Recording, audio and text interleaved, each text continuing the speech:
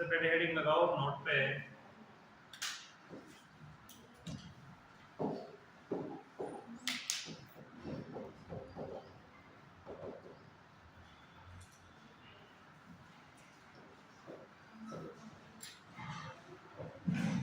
Column examination.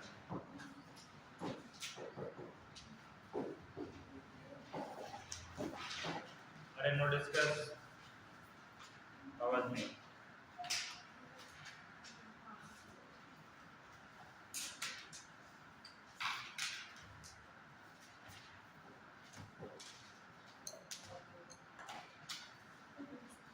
Female रोग संबंधी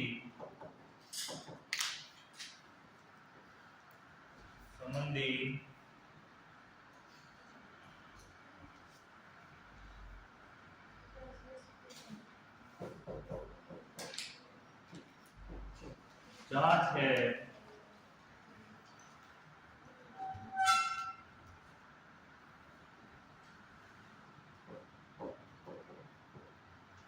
जिसमें एक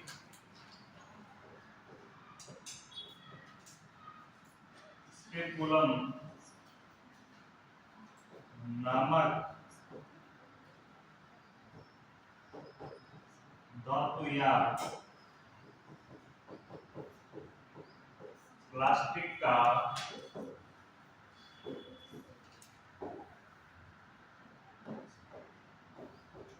उपकरण होता है।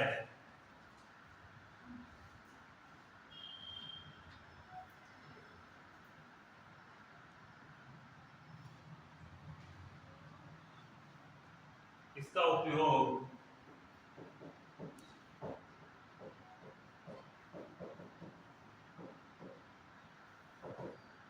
वेजाइना की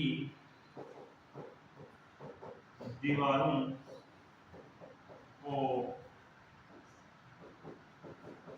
अलग करने में किया जाता है।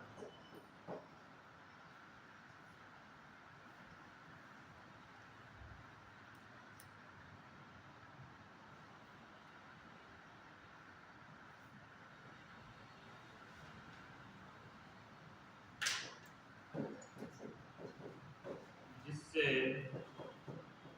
Doctor cervix and vagina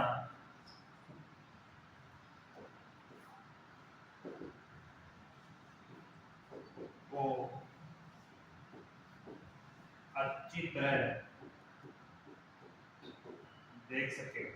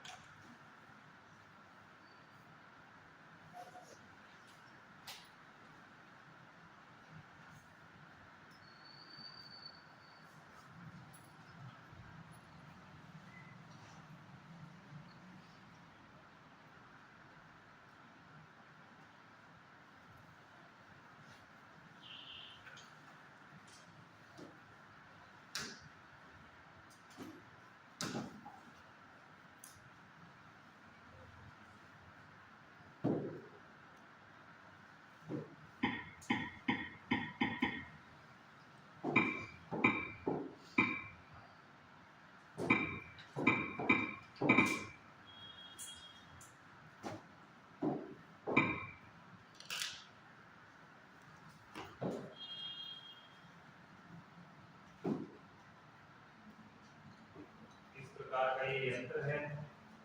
plastic का भी हो सकता है, धातु का भी हो सकता है। इसको बोलते हैं अपन स्पेकुलम। क्या बोलते हैं इसको? स्पेकुलम। प्रकार देखा है आपने? मैथ्स सोल्व करते थे प्रकार होता ना। प्रकार में आपने देखा हो एक प्रकार इसका कारक आता है जिसको ऊपर से कसने पे वो चौड़ा सकड़ा होता था, खुलता या बंद होता था ऊपर से कसने पे। उसी प्रकार के इसमें स्क्रू लगे होते हैं। ये स्क्रू लगा हुआ है, इसमें दिखा लाल लाल, ये स्क्रू है।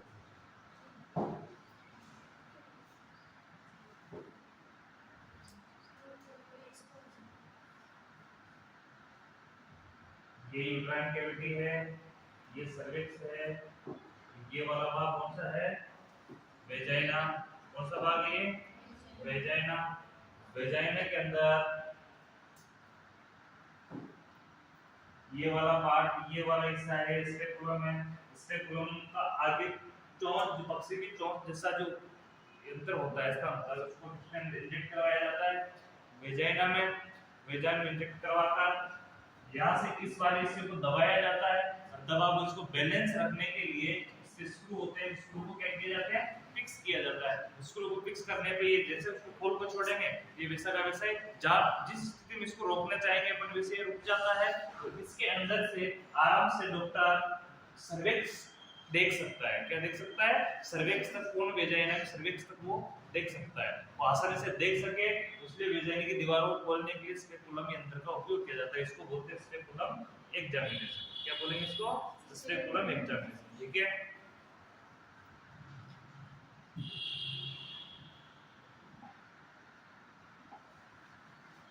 अब पढ़ेंगे अपन labour, normal labour.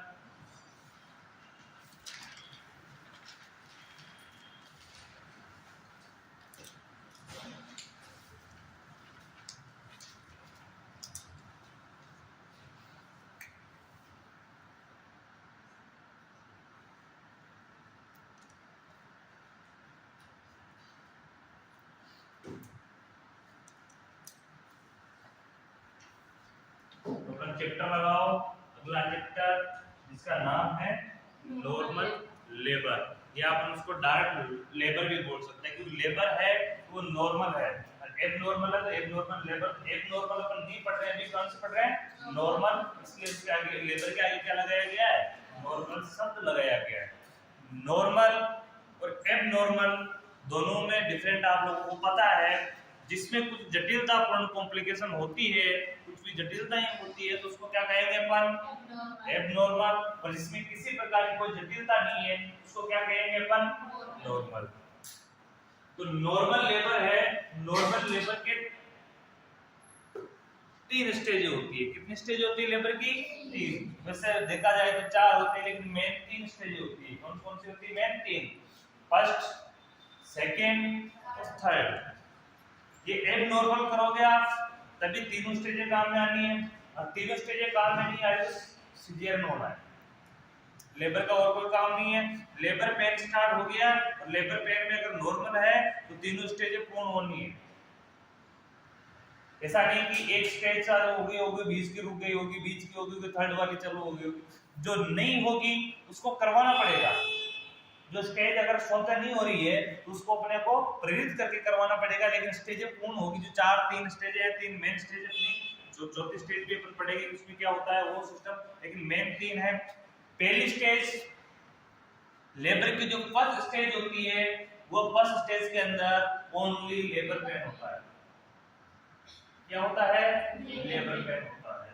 Labour pain normal condition में लगभग जो प्रेमी ग्रेविडा है जिसने पहली बार प्रेग्नेंट हुई है उस फीमेल में ये 8 से 12 घंटे का हो सकता है।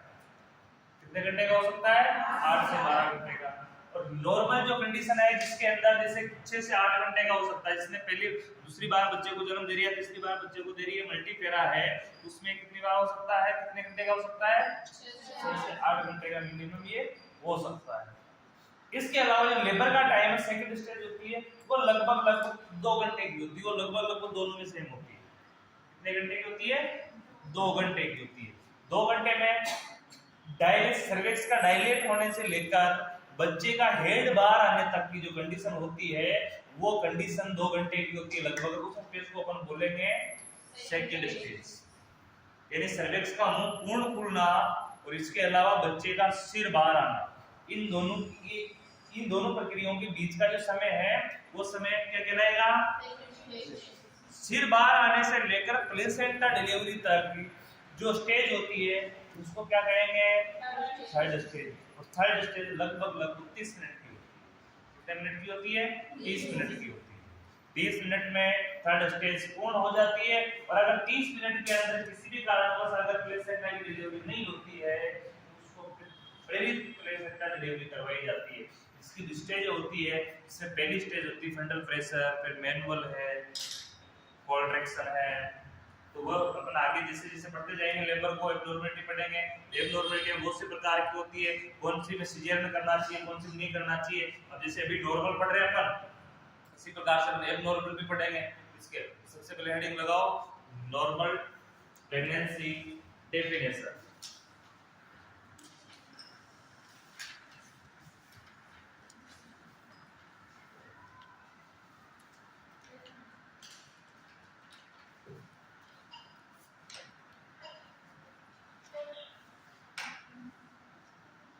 Definition of normal pregnancy.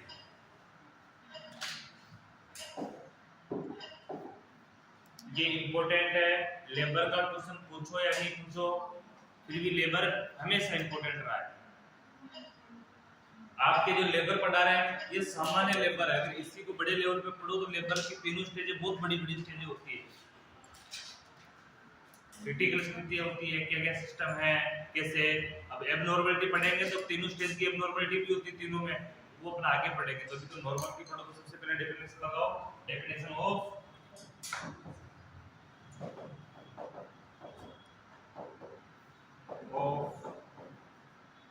Normal labour.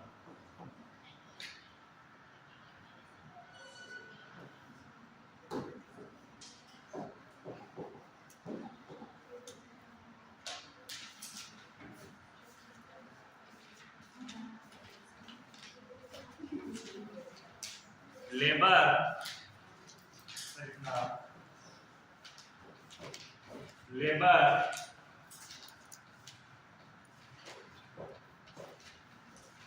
जनन अंगों में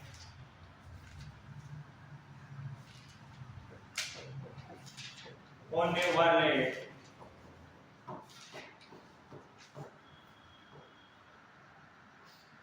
परिवर्तनों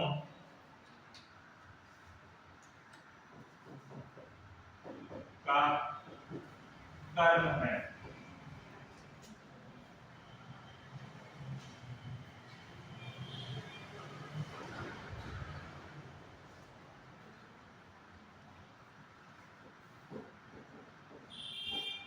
जिसके द्वारा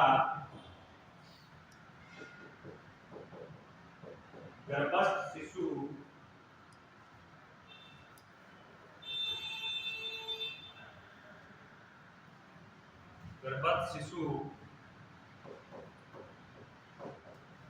को बाहर निकाला जाता है।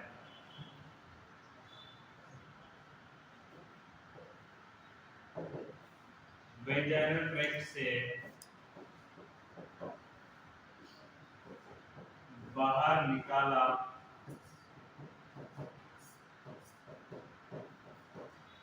जाता है।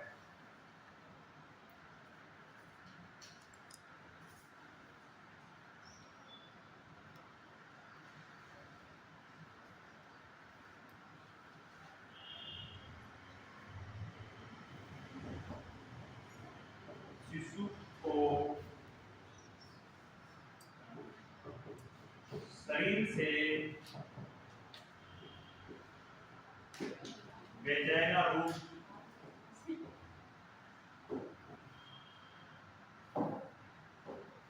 से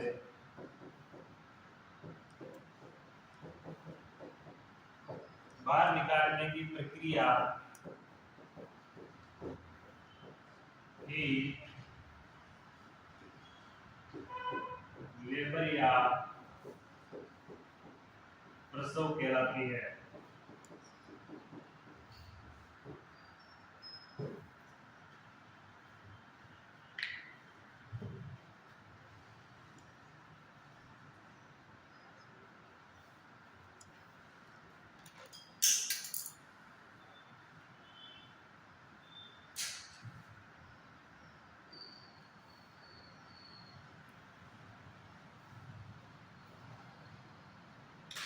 तो उसके डेफिनेशन में क्या दिया गया है, लेबर जनन अंगों में होने वाले परिवर्तनों का कारण है। क्या है? जनन अंगों में होने वाले परिवर्तनों का कारण है, जिसके द्वारा गर्भस्थ शिशु को वेजाइना ट्रैक्ट से बाहर निकाला जाता है। किस ट्रैक्ट से निकाला जाता है? वेजाइना से। वेजाइना के रास्ते से शिशु को बाहर निकाला जाता है। तो शिशु को शरीर से वेजाइना रूट से बाहर निकालने की प्रक्रिया ही लेबर या प्रसव कहलाती है। अब इसमें एक चीज देखें कि डिलीवरी क्या है। तो डिलीवरी और लेबर दोनों समानार्थक शब्द है। कौन से शब्द है ये? समानार्थक शब्द है। उसको लेबर बोलो या डिलीवरी बोलो, दोनों एक दूसरे के समानार्थक शब्द है। इसके नीचे लिखना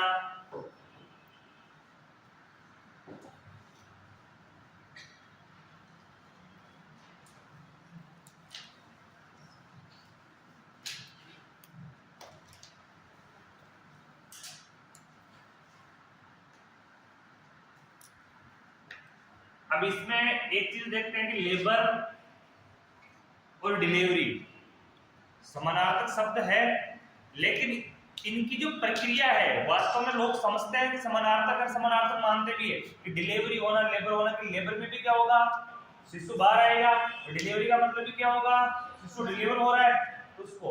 लेकिन अगर इसको मेडिकल में देखा जाए आमतौर पे तो इसको अपन एक समानार्थक बोलते हैं, लेकिन मेडिकल में देखा जाए तो इनके डिफरेंट है। वो क्या डिफरेंट है तो अपन अगली लैंग्वेज से लिखते हैं नीचे, उसमें लिखना हम आमतौर पर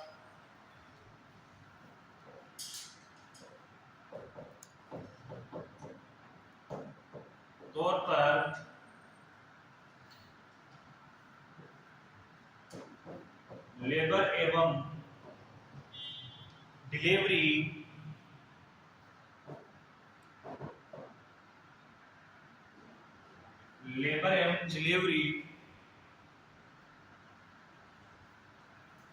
को समानार्थक शब्द समझते हैं।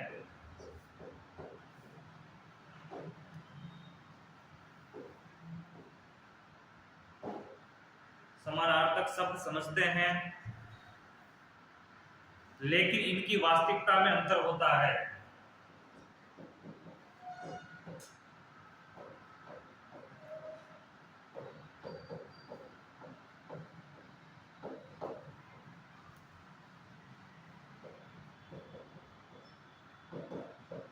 अंतर होता है।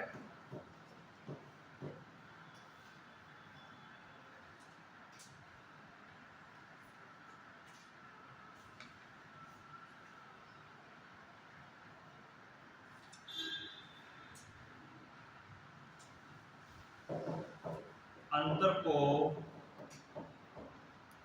निम्न प्रकार से समझा जाता है।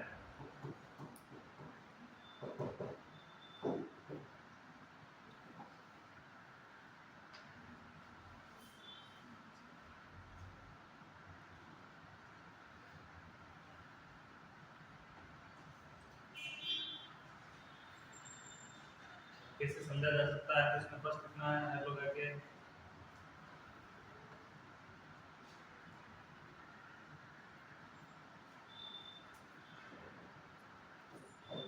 लेबर एक प्रक्रिया है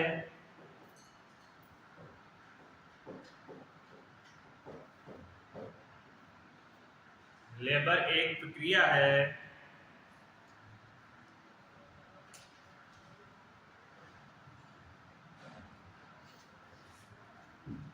लेबर एक प्रक्रिया है जिसमें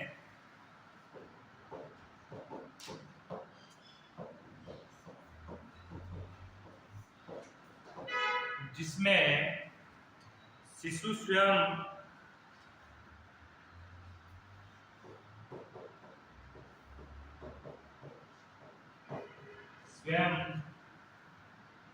जन्म लेता है।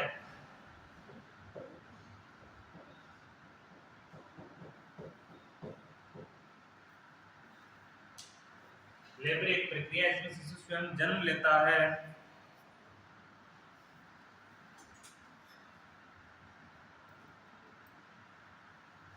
एवं यह प्रक्रिया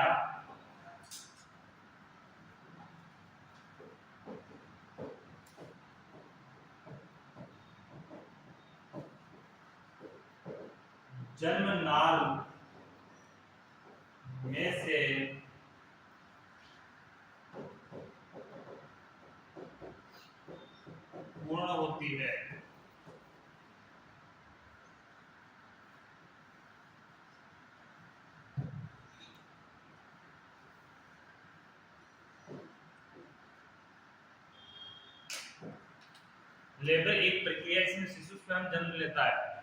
शिशु स्वयं जन्म लेने का मतलब देखना कि किसी प्रकार की कोई प्रक्रिया नहीं होती, किसी प्रकार की कोई चीज नहीं होती, शिशु स्वयं प्रेरित होता है, खुद के बॉडी का ऑक्सीटोसिन होता है, और नहीं होता तो प्रेरित करवाया जाता है। खुद शिशु एक्टिव मोड में होता है, खुद बाहर आने की कोशिश कर रहा होता है, तो उसी कंडीशन से वो बाहर आ जाता है। दूसरा जन्मनाल, जन्मनाल यानी जन्म ट्रैक्ट, जो अपने वहां से सर्विक्स से लेकर बाहर आने तक का जो ट्रैक्ट है उसको बोलते हैं जन्मनाल। जो मार्ग कुदरत ने बनाया हुआ है जन्म लेने का, उसी मार्ग से वो नॉर्मल खुद बाहर आ रहा है, उस कंडीशन को अपन क्या बोलेंगे, नॉर्मल लेबर या लेबर कहेंगे। ठीक है। तो डिलीवरी, डिलीवरी तो कई कारण से हो सकते हैं। डिलीवरी तो अपन सीजर में करवाना भी डिलीवरी कहलाता है, इसमें पेट फाड़ कर बच्चे को बाहर निकाला जा रहा है, वो भी क्या है, डिलीवरी। डिलीवरी करने का मतलब है बच्चा बाहर आने के बाद उसको कैसे भी निकाला जाए, वो डिलीवर्ड हो चुका है। और कोई भी अपन पार्सल लेके आते हैं, वो आगे से ट्रेन से आए तो ठीक, हवाई जहाज से आए तो ठीक, जहाज से आए तो ठीक, किसी बाइक से आए तो ठीक, वो किसी भी माध्यम से आ सकता है, लेकिन वो कहां पहुंच गया है, अपने पास डिलीवर्ड हो चुका है, तो डिलीवरी उसको बोलते हैं। यानी वो किसी भी रूट से लाया गया हो लेकिन उसको बाहर निकालना, वो डिलीवरी है। लेकिन एक नॉर्मल तरीके से सामान्य जो ट्रैक्ट है उसका, उससे बच्चे को बाहर निकालने की प्रक्रिया क्या कहलाती है, लेबर कहलाती है। तो सेकंड लिखना इसमें डिलीवरी।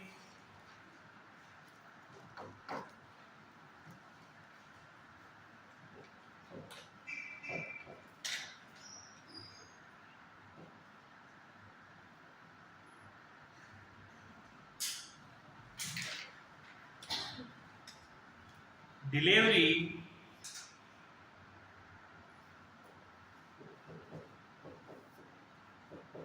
गर्भाशय से फीटस का बाहर आना है।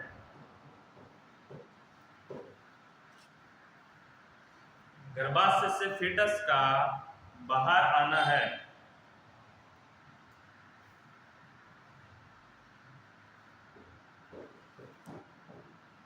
ये स्वतः भी हो सकता है एवं प्रेरित भी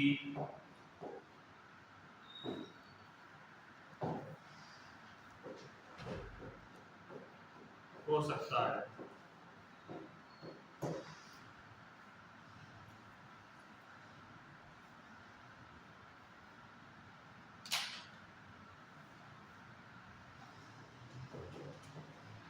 इसमें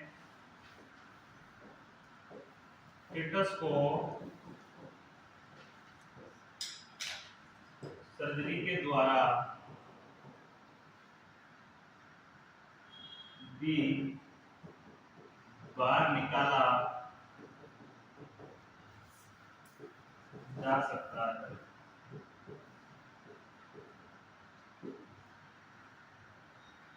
इसमें फीटस को सर्जरी के द्वारा भी बाहर निकाला जा सकता है।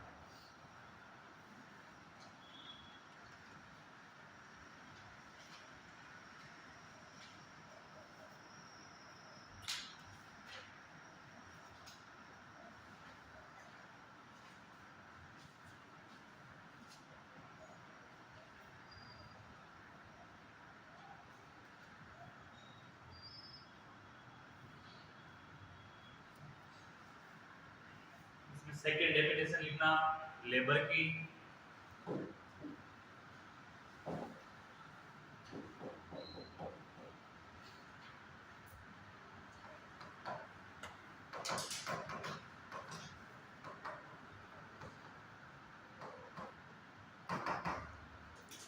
Second definition of labour,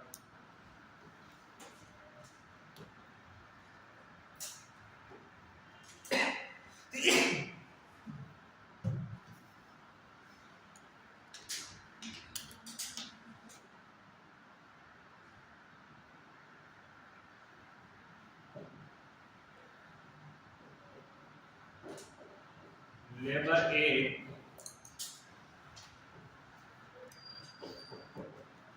physical प्रक्रिया है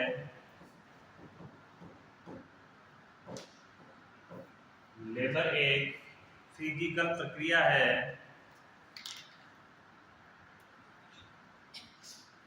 जिसमें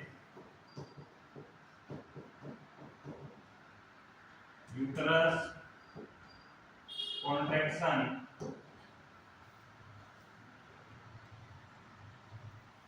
कॉन्ट्रैक्शन के कारण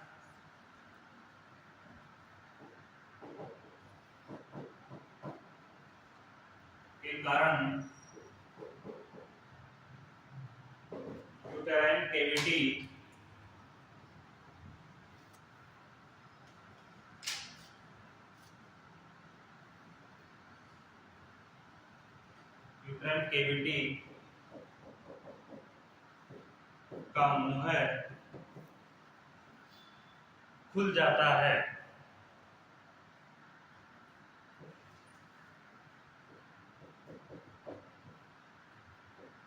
मुंह का यानी सर्विक्स, इसका मुंह का नाम क्या है? सर्विक्स खुल जाता है।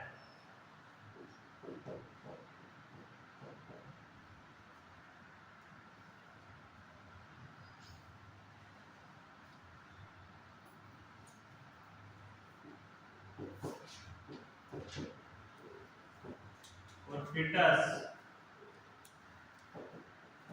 बर्थ कैनल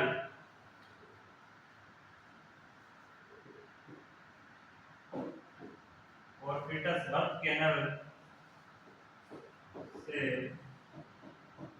बाहर आ जाता है।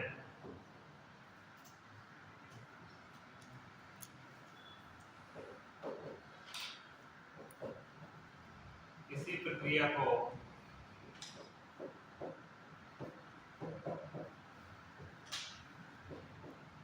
लेबर या प्रसव कहते हैं।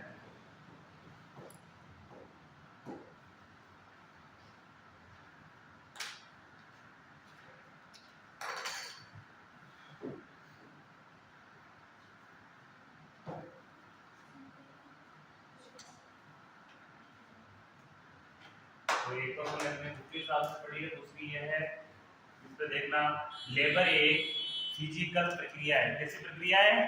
फिजिकल प्रक्रिया है। फिजिकल यानी शारीरिक। हिंदी में क्या बोलेंगे? फिजिकल को शारीरिक प्रक्रिया है, जिसमें अब इस प्रक्रिया में होता क्या है? इस प्रक्रिया में ये होता है कि यूट्राइन कॉन्ट्रैक्शन होता है। क्या होता है? यूट्राइन कॉन्ट्रैक्शन होता है। यूट्राइन कैविटी के अंदर कॉन्ट्रैक्शन होता है, और ये कॉन्ट्रैक्शन के कारण यूट्राइन कैविटी का मुख, और यूट्राइन कैविटी का मुख कौन सा हिस्सा है? सर्विक्स खुल जाता है, और फीटस बर्थ कैनल से, फीटस किस कैनल से?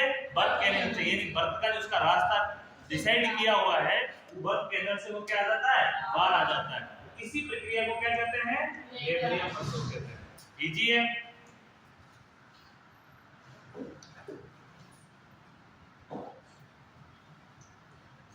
हेडिंग लगाओ, लेबर के type of labour, type of labour.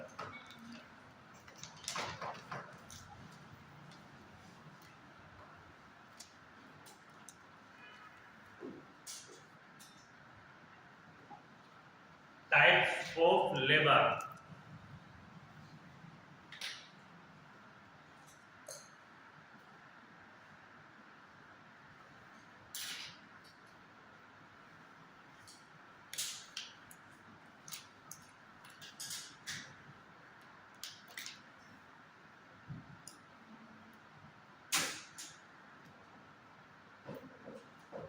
Labour के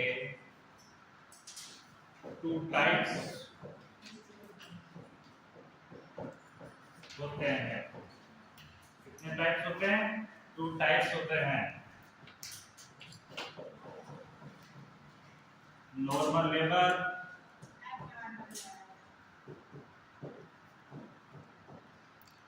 एबनॉर्मल लेबर।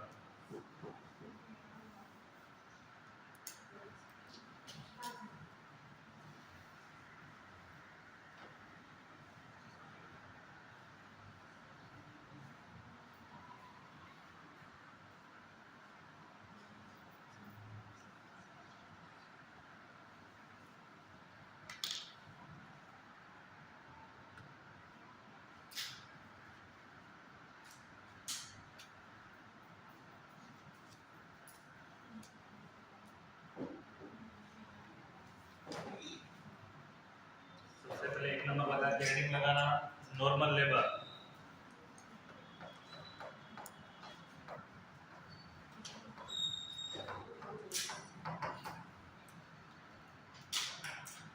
नॉर्मल लेबर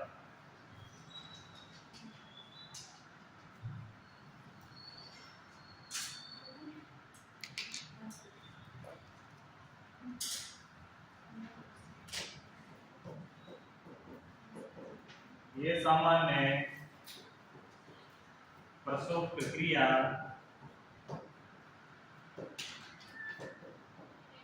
होती है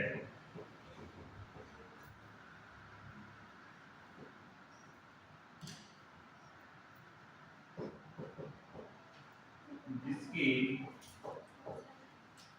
निम्न विशेषताएं एवं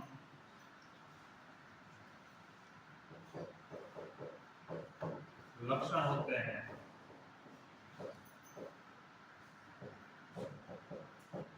जैसे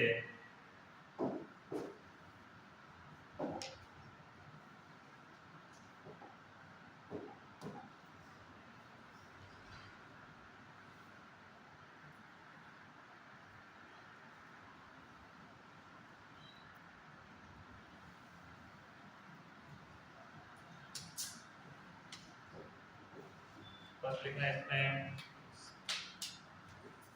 स्पॉन्टेनियस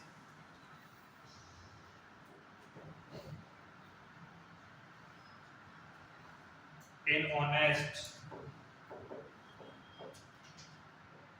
ऑनसेट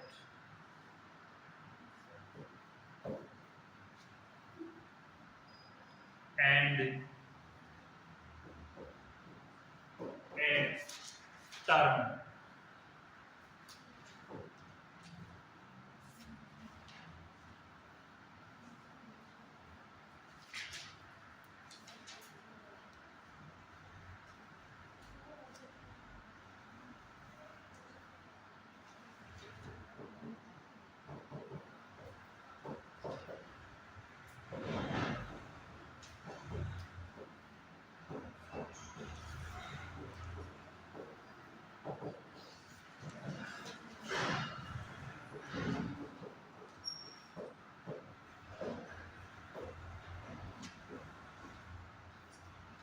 एक तो नॉर्मल लेबर की पहली विशेषता क्या है, ये गर्भ अवधि के समापन पर स्वतः आरंभ हो जाती है। जैसे 9th मंथ कंप्लीट हो गए, उसके बाद जैसे टाइम आ गया बच्चे का जन्म लेने का, ये स्वतः कॉन्ट्रैक्शन स्टार्ट हो जाएंगे। ठीक है, ये नॉर्मल लेबर की एक पहली विशेषता है।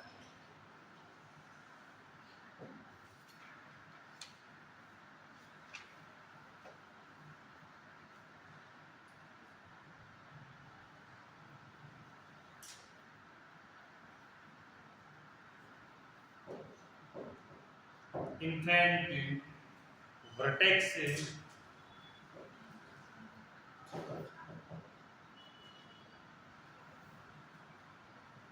प्रस्तुति में होता है।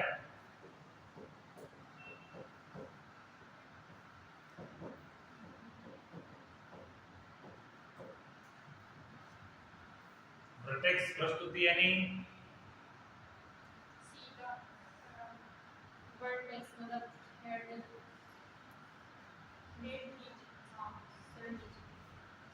सिर नीचे बिल्कुल सीधी कंडीशन में, वर्टेक्स कंडीशन में होता है, सीधा अपना स्पाइनल कॉर्ड है इसकी स्थिति पर। अपना स्पाइनल कॉर्ड कैसा है, बिल्कुल सीधा है। इसी कंडीशन में सीधा, ना तो ओब्लिक होता है ना ट्रांसफर होता है, बिल्कुल सीधी कंडीशन में होता है।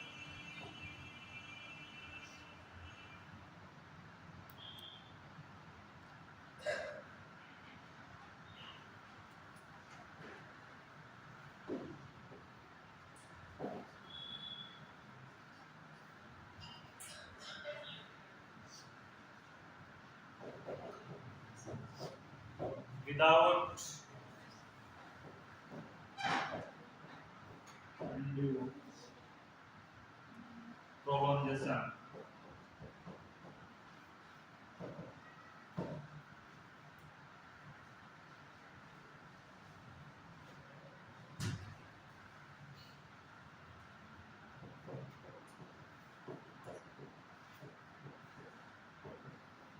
सभी अवस्थाओं की अवधि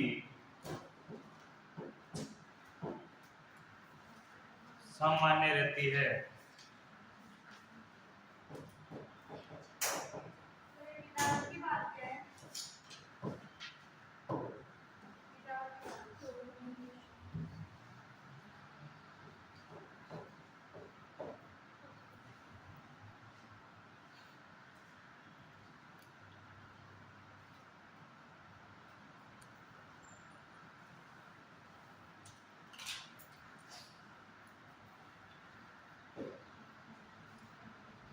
इसकी विशेषता लिखना की विशेषता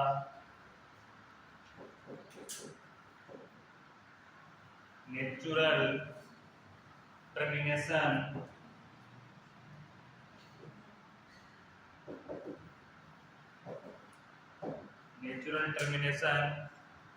with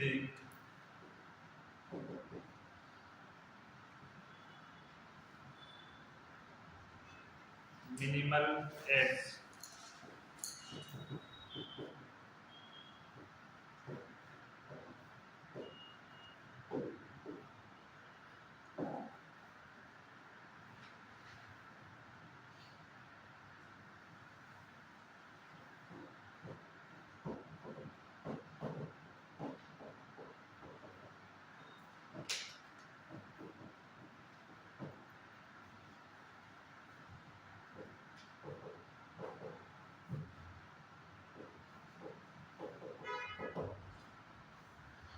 इस शर्त समाप्त होती है अर्थात न्यूनतम सहायता से समाप्त हो जाती है।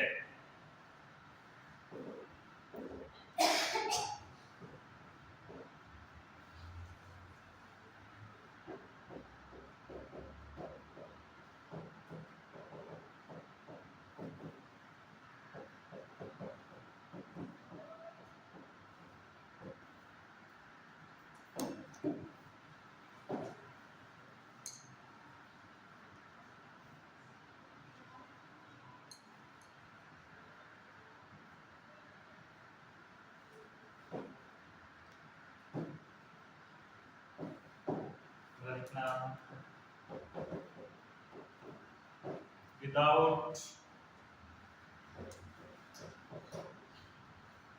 having any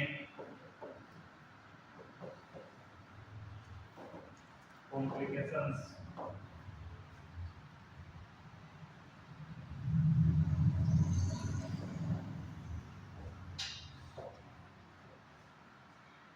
affecting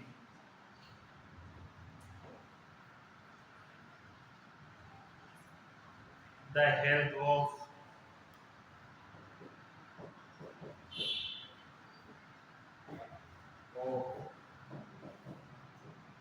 mother and fetus.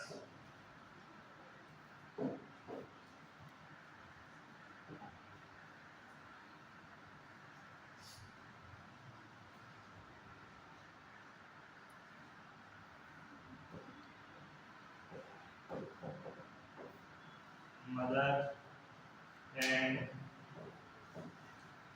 fetus में किसी भी प्रकार की जटिलता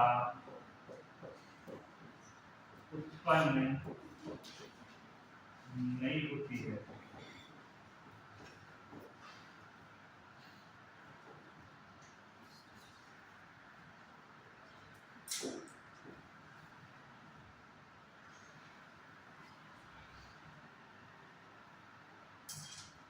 इम्पोर्टेंट टॉपिक अगला, इम्पोर्टेंट नहीं बहुत ज्यादा इम्पोर्टेंट है, क्योंकि मेडिकल में जिस चीज को अपन मेडिकल शब्द के हिसाब से मेडिकल नाम के हिसाब से जानना चाहेंगे उस हिसाब से बहुत ही महत्वपूर्ण है।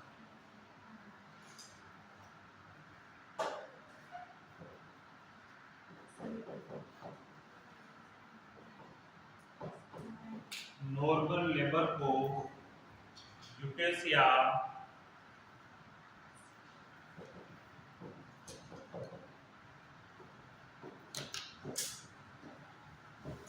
कहते हैं। क्या कहते हैं? यूटोसिया।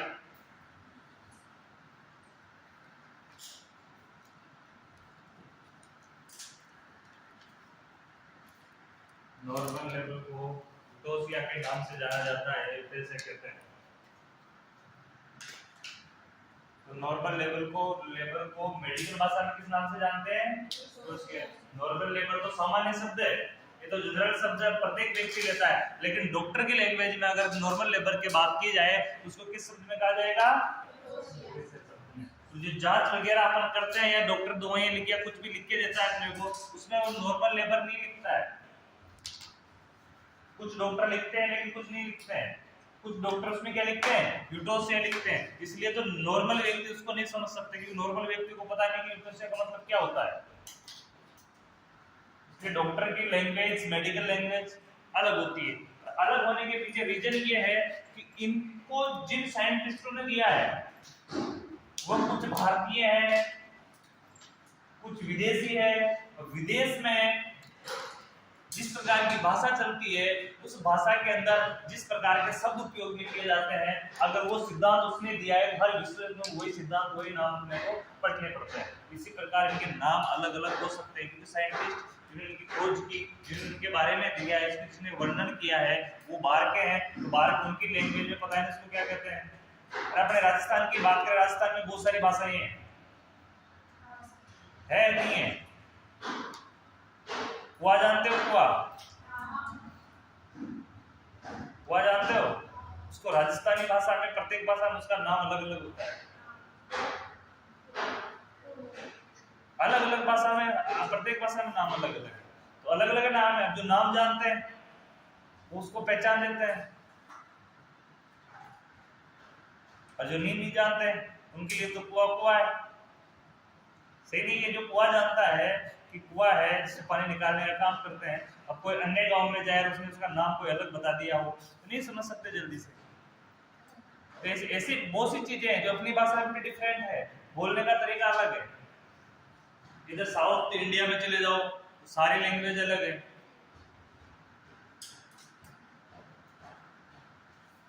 अपने आसपास के जो ये एरिया है, लगभग इस एरिया की भाषा इधर स्टेट की भाषा है नॉर्मल मानी जाती है। इसी प्रकार ये भाषाएं अलग अलग जगह से आई हुई है। इसको क्या बोलते हैं? नॉर्मल लेवल को क्या बोलते हैं? सेकंड हेडिंग लगाओ, एब नॉर्मल लेवल। अब एब नॉर्मल में क्या होगा? जो भी अपने सिद्धांत लिखे, इसके विशेषताएं लिखी है, वो सारी क्या हो जाएगी? उल्टी हो जाएगी।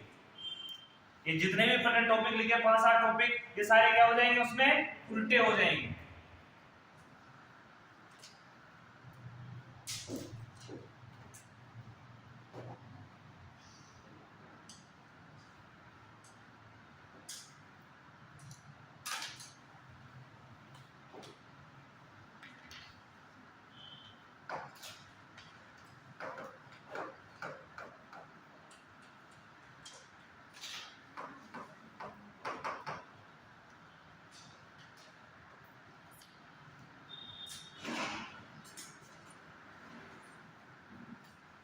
असामान्य प्रसव।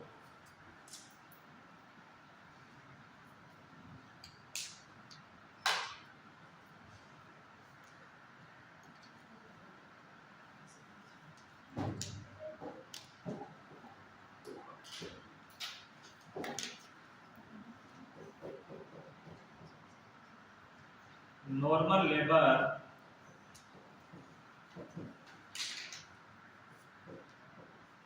के सिम्टम्स में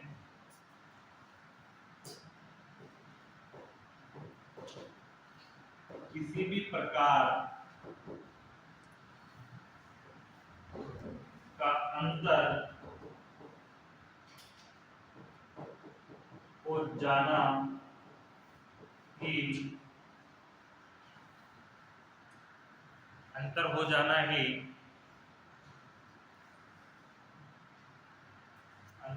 है। इसको विभेदन भी बोल सकते हैं अपन।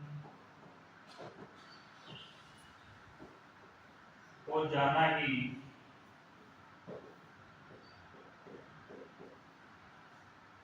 एबनॉर्मल लेबर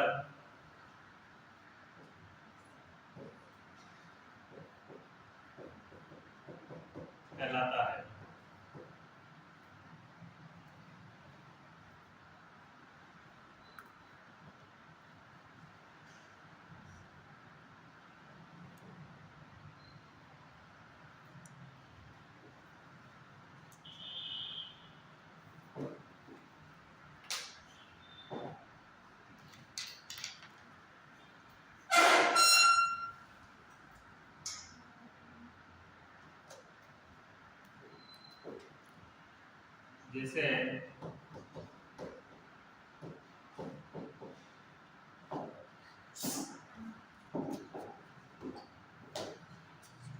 उसमें पहली लाइन क्या लिखी थी अपन ने,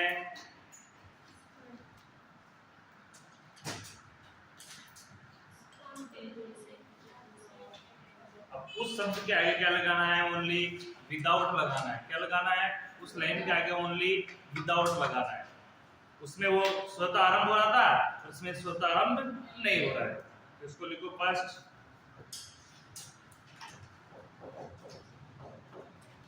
विदाउट कॉन्टिन्यूअस।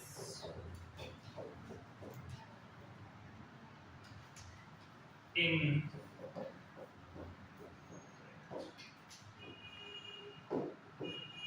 हिंदी लिख लेना बहुत, क्या होगी, ये स्वतः आरंभ नहीं होता है, इसमें प्रसव की प्रक्रिया स्वतः आरंभ नहीं होती है।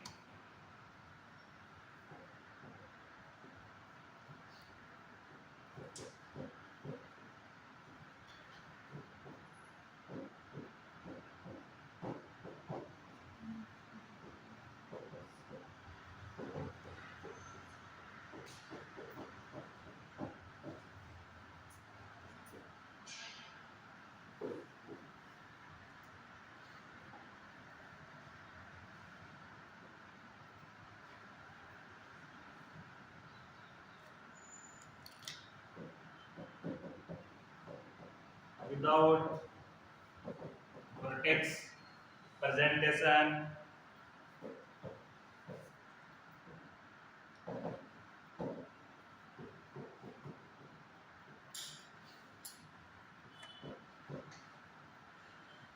प्रेजेंटेशन कैसी होती है, विदाउट वर्टेक्स। उसमें कौन सी प्रेजेंटेशन थी, कौन सी प्रस्तुति थी, उसमें वर्टेक्स थी। इसमें विदाउट वर्टेक्स होगी, इसमें कैसे भी हो सकती है बच्चे की body.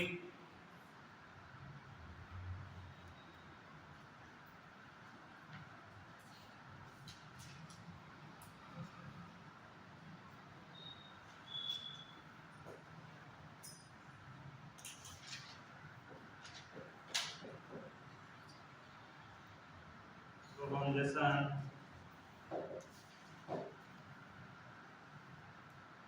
of any stage, Hindi लिखना, इसका अवधि सामान्य नहीं रहती है।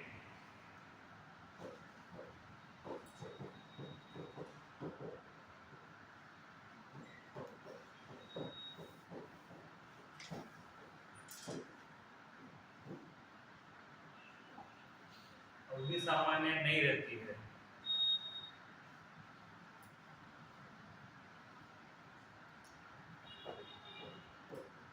अननेचुरल टर्मिनेशन,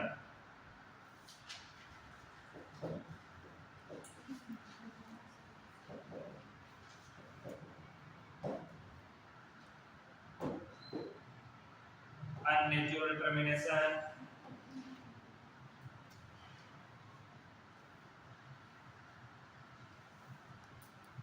स्वतः समाप्ति नहीं होती है। उसमें स्वतः समाप्त हो रहा था, इसमें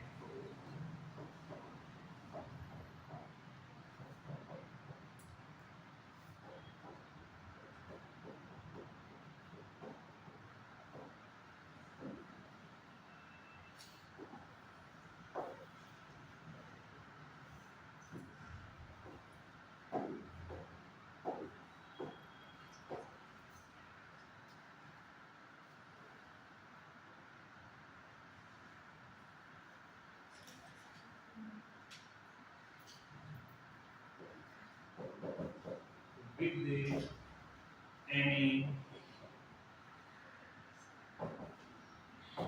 complications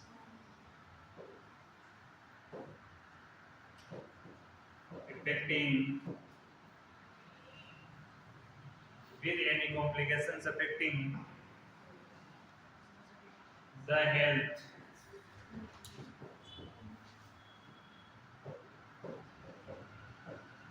mother and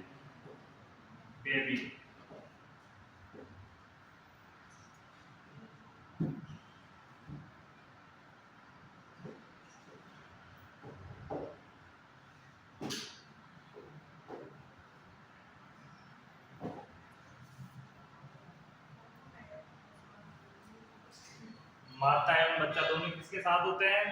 कॉम्प्लिकेशन के साथ होते हैं। किसके साथ होते हैं? जटिलताओं के साथ होते हैं।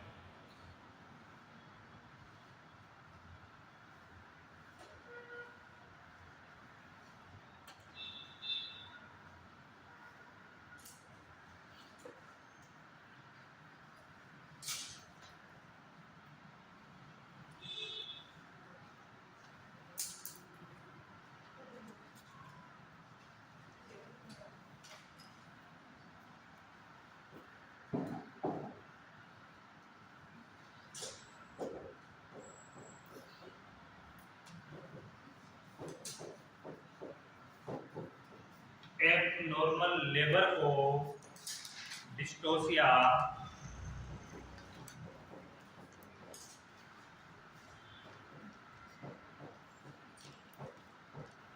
कहते हैं। क्या कहते हैं? डिस्टोसिया। उसको क्या बोल रहे थे? यूटोसिया। क्या बोल रहे थे उसको? यूटोसिया। नॉर्मल लेबर को क्या बोल रहे थे? यूटोसिया। एबनॉर्मल को क्या बोल रहे हैं?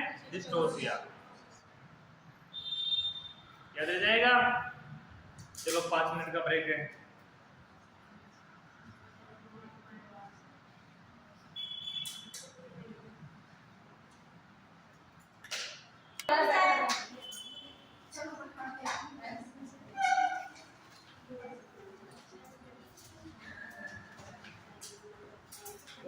हेडिंग लगाओ, डेट ऑफ ऑनेस्ट। हेडिंग लगाओ, डेट ऑफ ऑनेस्ट लेबर।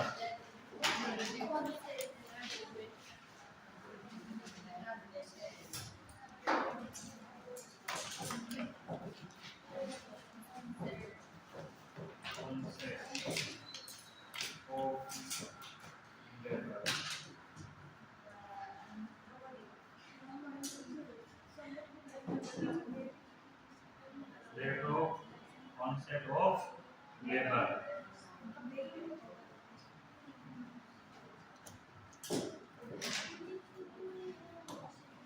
अब इसको हिंदी में बोलते हैं प्रसव की संभावित तिथि। हिंदी में क्या बोलते हैं इसको? प्रसव की संभावित तिथि।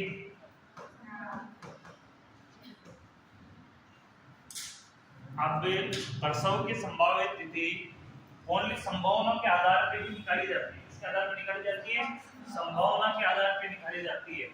ऐसा एग्जैक्ट कोई भी जांच नहीं बता सकती, कोई डॉक्टर नहीं बता सकता कि इतनी तारीख को डिलीवरी हो जाएगी, इतनी चीज को ये हो जाएगी, इतनी चीज को ये हो जाएगी, इतनी डेट को ये हो जाएगी, कोई नहीं बता सकता। लेकिन संभावना सब देते हैं कि इसके अंदर अंदर हो जाएगी। और वो किसके अंदर देते हैं? उसका एक सूत्र बनाया गया है जिसको बोलते हैं ईडीडी। क्या बोलते हैं? ईडीडी। ईडीडी की फुल फॉर्म क्या होती है?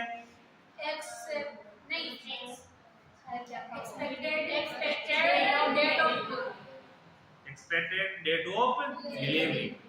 ठीक है, ईडीडी की फुल फॉर्म क्या होगी? Expected date of delivery. अब एक्सपेक्टेड डेट और डिलीवरी है, उसको निकालने के लिए ऐसी डेट जिसमें डिलीवरी हो सकती है, संभावित डेट निकालने के लिए एक सूत्र बनाया गया है।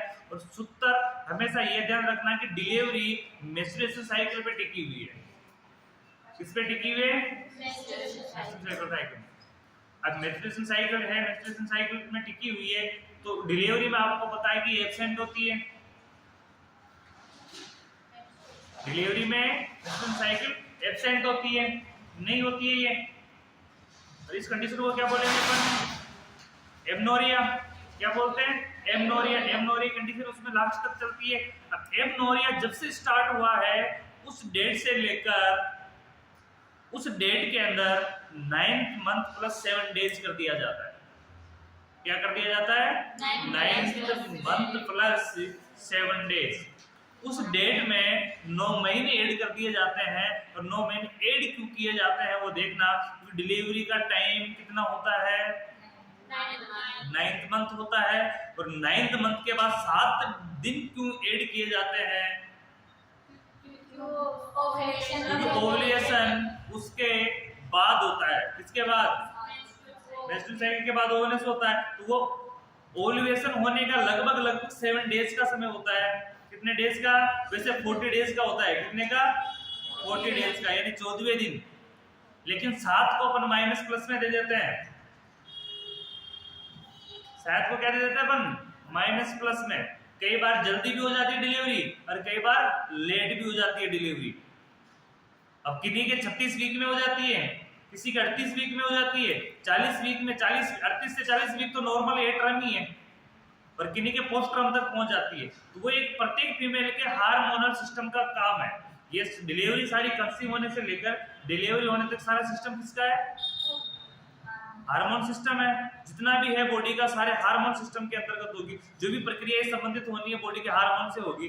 अब हार्मोन डिफेक्ट है तो हार्मोन के कारण किसी की जल्दी हो जाती है और किसी की लेट तक चली जाती है। कुछ हिस्सों में कॉम्प्लिकेशन एब्नॉर्मलिटी भी काम आती है। कुछ एब्नॉर्मलिटी की वजह से प्रीटर्म हो जाता है और कुछ एब्नॉर्मलिटी की वजह से पोस्ट टर्म हो जाता है। और जब नॉर्मल है तो नॉर्मल अब तो एट टर्म होना ही होना है।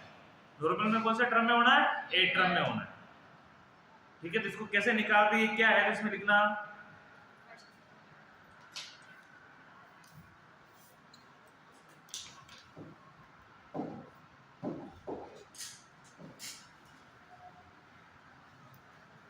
एग्जिट प्रसव तिथि की भविष्यवाणी करना। एग्जैक्ट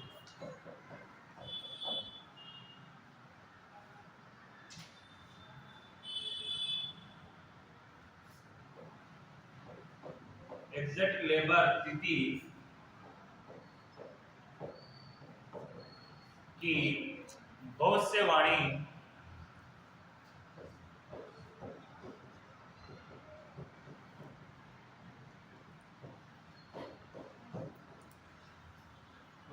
करना असंभव होता है।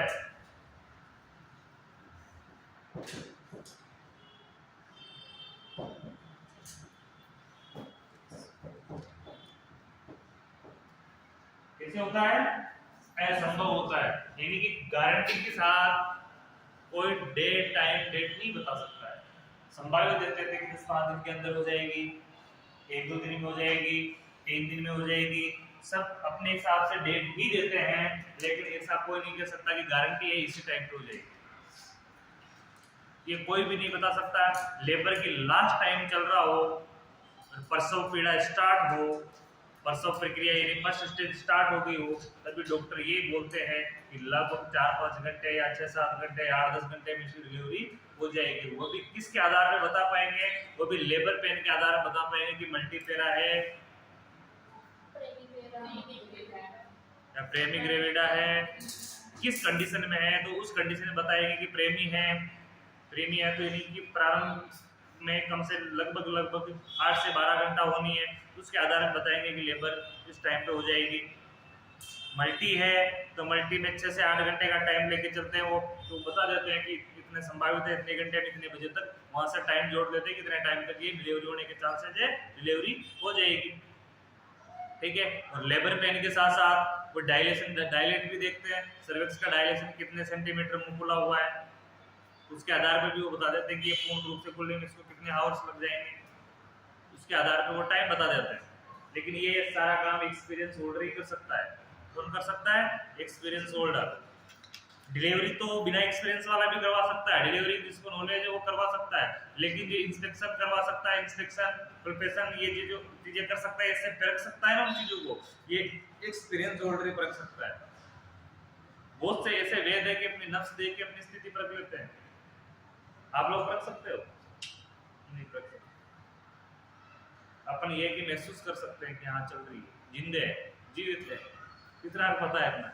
और इसके अलावा इससे क्या अपनी बॉडी में एब्नॉर्मलिटी अपन नहीं बता सकते, लेकिन बहुत से कलाकार है कि इसको देखकर अपनी बॉडी की एब्नॉर्मलिटी को पहचान कर लेते हैं। अब इसके रिदम और इसका ताल, इसका लय है, रिदम, इन चीजों की स्टडी भी डॉक्टर ही कर सकते हैं। आप लोगों को पता है कि रिदम क्या होता है, ताल क्या होता है, लय क्या होता है, क्या सिस्टम है, लेकिन फिर भी आप लोग इसकी स्टडी नहीं कर सकते। आप इसको छू सकते हो लेकिन इसकी स्टडी नहीं कर सकते, इसकी गणना नहीं कर सकते, लेकिन डॉक्टर कर सकता है। कर सकता है नहीं कर सकता है? नर्स से कर सकता है। उसी प्रकार धीरे धीरे आपका भी एक्सपीरियंस बढ़ेगा, धीरे धीरे आप भी उसकी एब्नॉर्मलिटी को समझने लगोगे और आप भी उसको ध्यान में रखकर वो चीज कर सकते हो।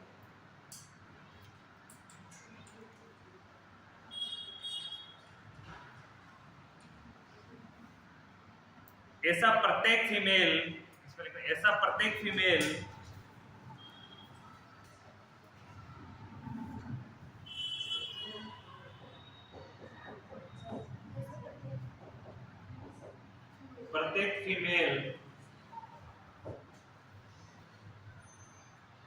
की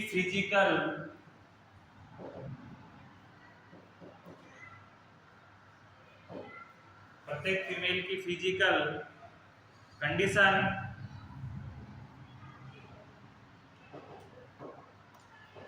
एवं हार्मोनल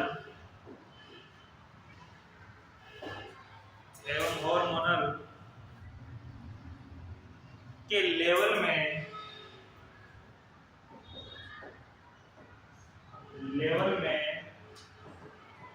अंतर के कारण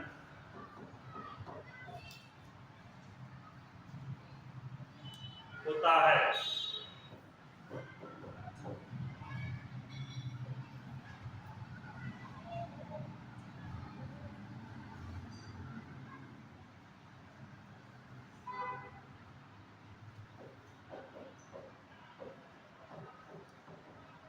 इसके साथ ही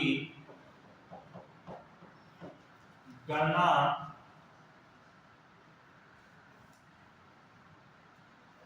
में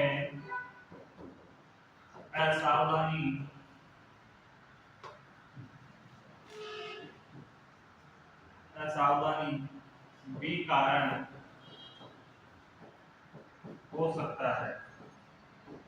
यदि फीमेल जो डेट बता रही है मेंस्ट्रुएशन साइकिल का, उसकी गणना में उससे कोई त्रुटि हो गई हो, इसमें भी ये क्या हो सकता है, आगे पीछे कुछ दिक्कत हो सकती है।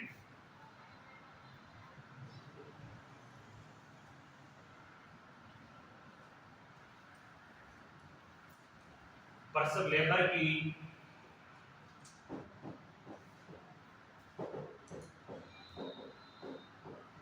संभावित तिथि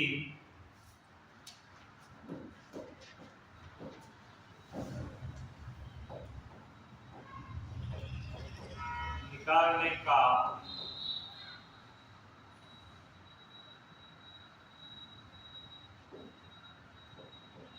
फॉर्मूला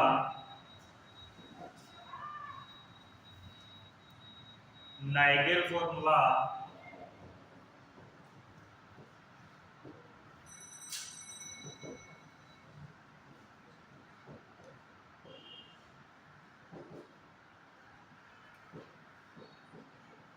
कहलाता है। इसको क्या कहते हैं, फॉर्मूले को नाइगेल्स फॉर्मूला। नाइगेल्स एक साइंटिस्ट है, नाइगेल साइंटिस्ट ने ये फॉर्मूला दिया है सबसे पहले, इसलिए इसको कौन सा फॉर्मूला कहते हैं, नाइगेल्स फॉर्मूला।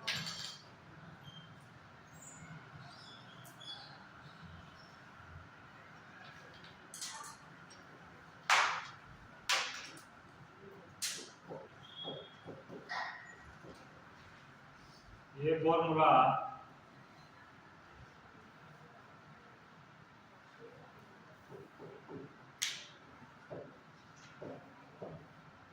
द्वारा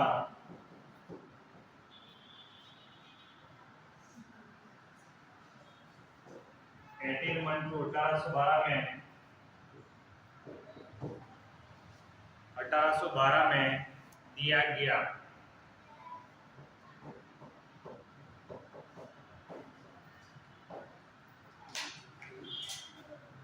यानी ये फॉर्मूला कब दे दिया था वो, 1812 में, यानी कि बहुत वर्षों पहले। लगभग कितने वर्ष हो गए,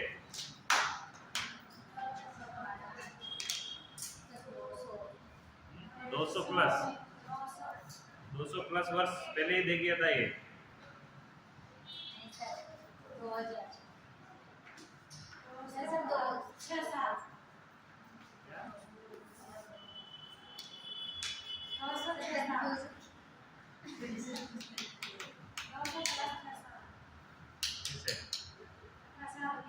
किसे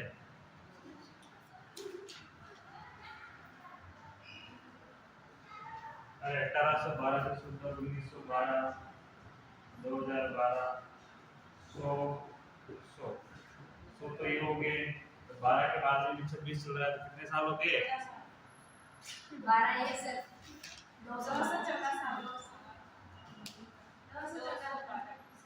चलो कोई बात नहीं जितनी में दे दिया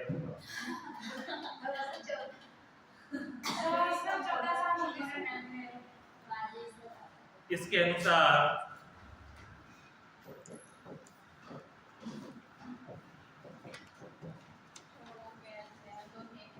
EDD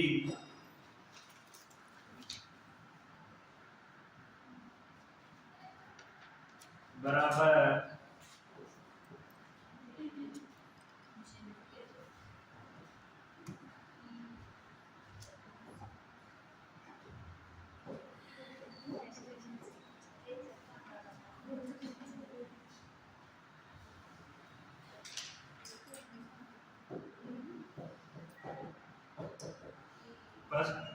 first day of last MC period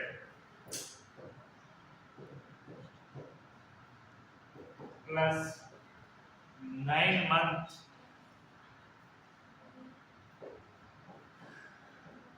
plus 7 day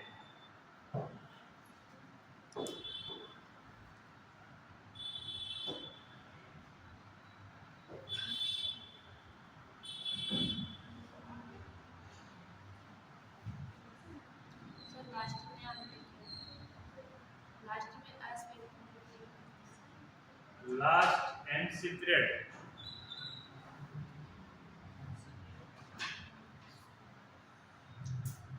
first day of last MC period plus 9 months plus 7 days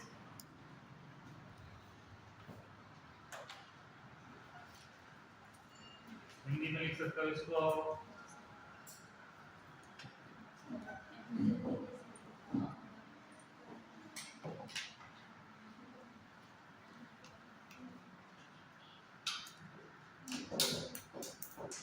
अंतिम मासिक धर्म का कौन सा दिन पहला दिन प्लस 9 मंथ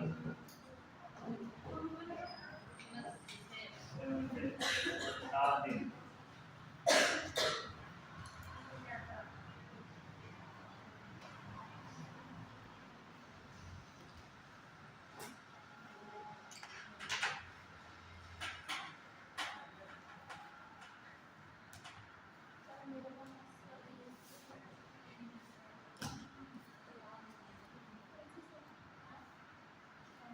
हेडिंग लगाओ stage of labour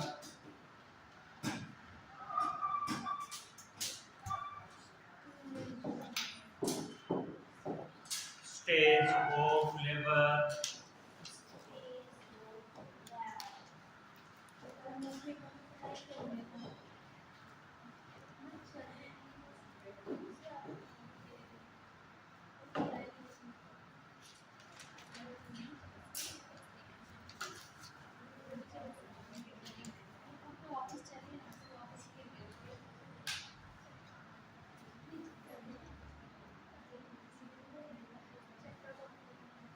stage of labour बातें नहीं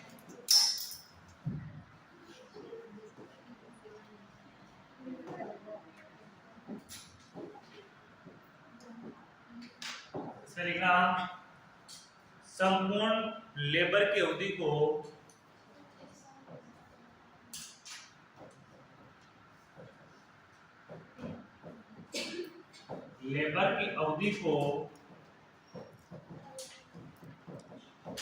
फोर स्टेज में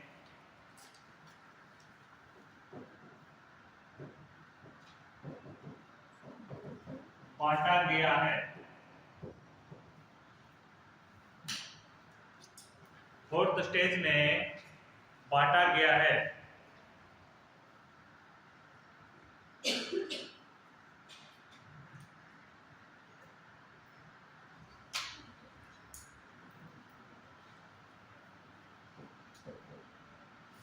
इसे ही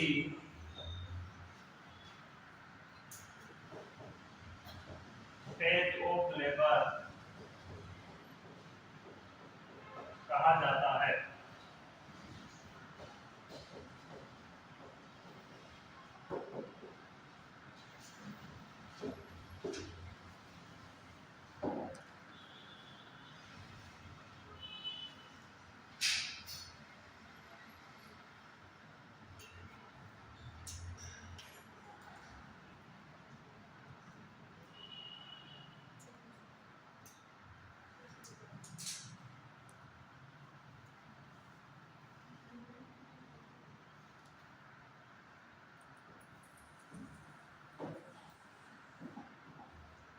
अब इसमें लिखना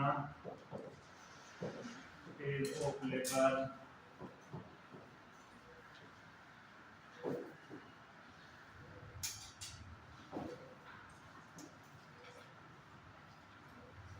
कितने भागों में बांटा गया है? चार भागों में। First stage, second stage, third stage, last कौन सी है? Fourth stage.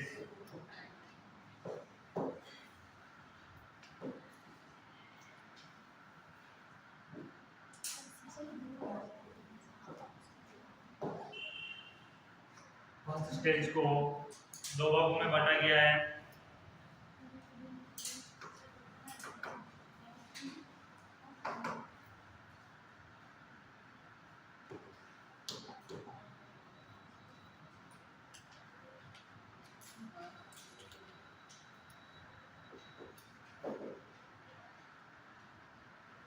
The 10th stage, active phase.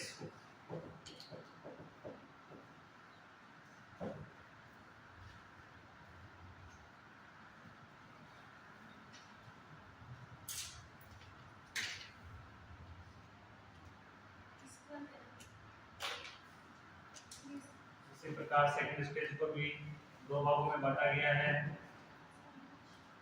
पहला है प्रोग्रेसिव फेज,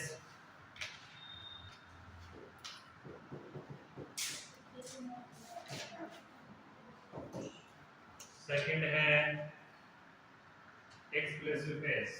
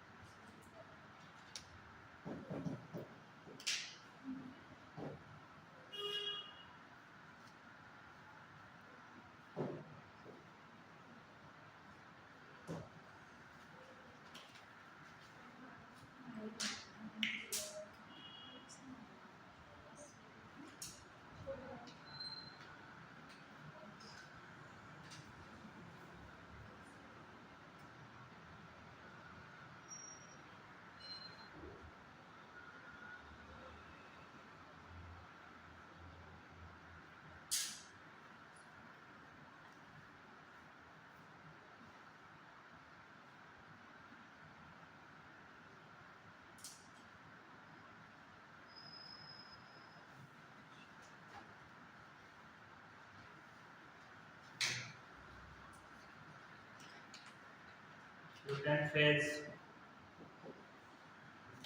देखना,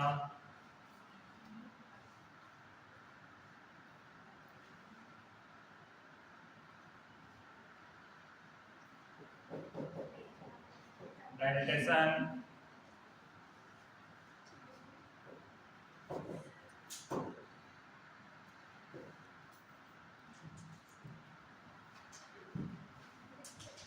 इसके अंदर सर्विक्स डायलेशन,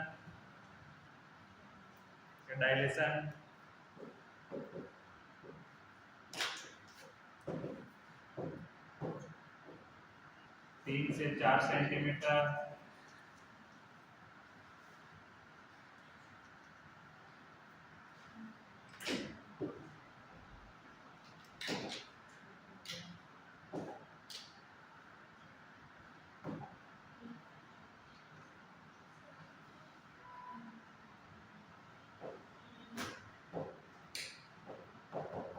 हुडी, पेज की हुडी,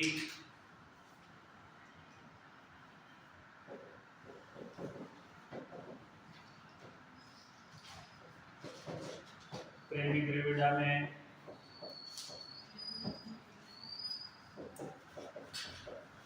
लगभग 20 आवर्स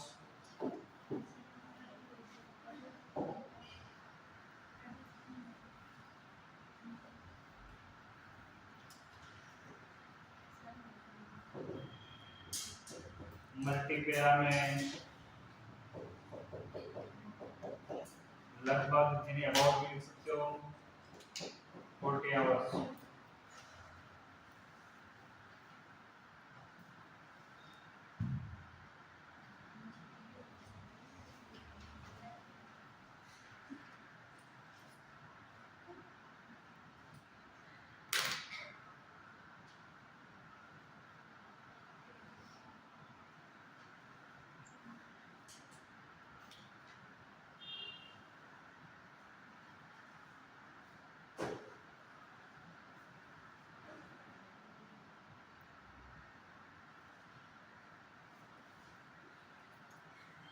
इसके बाद बात करते हैं एक्टिव फेज की। बातें नहीं,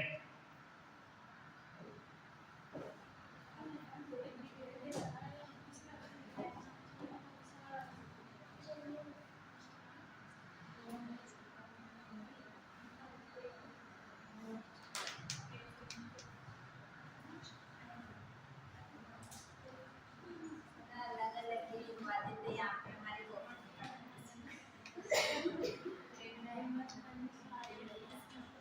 इसको थ्योरी में तो लिखेंगे, ये तो मिनिमम नोट्स की तरह लिखो साइड में। ये प्रारंभ सर आपका बोर्ड कितना बड़ा है, आपको तो पता है क्या अभी भी हमारे सर ऐसे तो पहली बार मतलब पहले आए हैं जो प्रैक्टिस करके दोबारा लिखना ये हो गया नहीं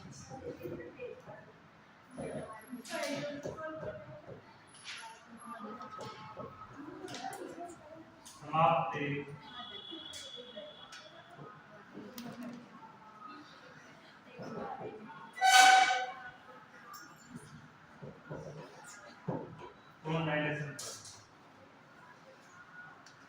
लेटर में जो पेज खुलेगा इसकी जो डायलेशन होगा इसमें 3 से 4 सेंटीमीटर, तो ये जहां से 3 से 4 सेंटीमीटर खुल जाएगा मुंह, खुलने के बाद कौन सी स्टेज स्टार्ट हो जाएगी, कौन सा फेज, एक्टिव फेज स्टार्ट हो जाएगा। कौन सा फेज एक्टिव हो जाएगा, एक्टिव फेज। और एक्टिव फेज कहां तक चलेगा, पूर्ण डायलेशन यानी सर्विक्स का पूर्ण मुंह खुलने तक। ये कहां तक चलेगा, यानी कि सर्विक्स का स्टार्टिंग में लेबर पेन स्टार्ट होने से लेकर 3 से 4 सेंटीमीटर सर्विक्स का मुंह खुलने तक तो कौन सा फेज रहेगा, ल्यूटियल फेज।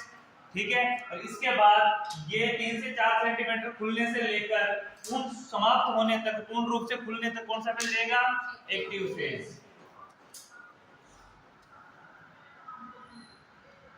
एक्टिव फेज देखना,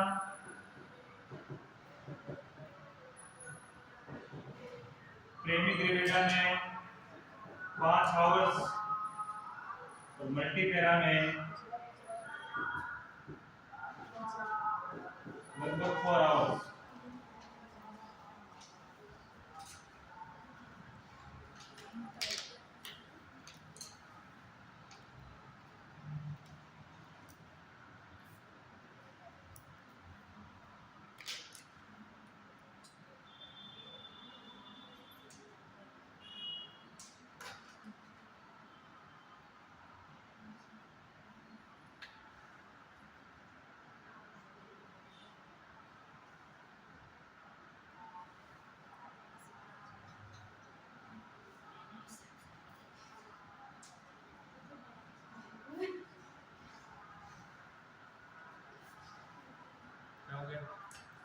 जैसा क्या मिलेगा, मिला कुछ भी नहीं, फिर इसका इधर आ गया, इसका काम तो तो कोई दिक्कत नहीं है, क्या फर्क पड़ रहा है उसमें, घुमाते रहो ना, पेन ही थे अपने पास।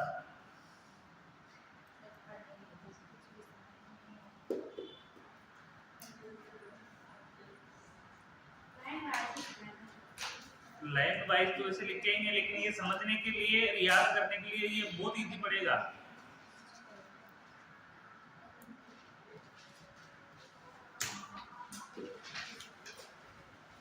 उसमें साथ का साथ डिफरेंट भी मिलता जाएगा, और अपन इसमें देखेंगे ना तो उसमें डिफरेंट अपने को देखना पड़ेगा फिर।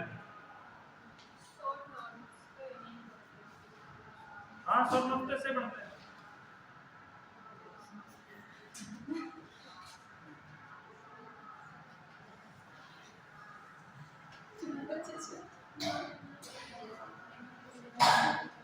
बना लिया सभी ने?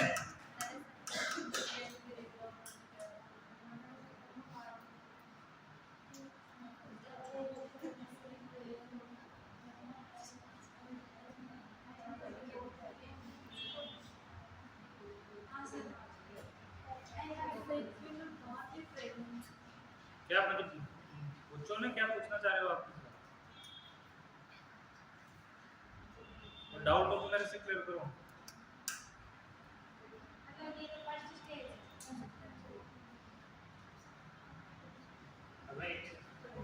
मल्टी पेरा प्रेमी ग्रेविडा में सब दिक्कत आ रही है ना आप लोगों की, इसकी मैं बताता हूँ।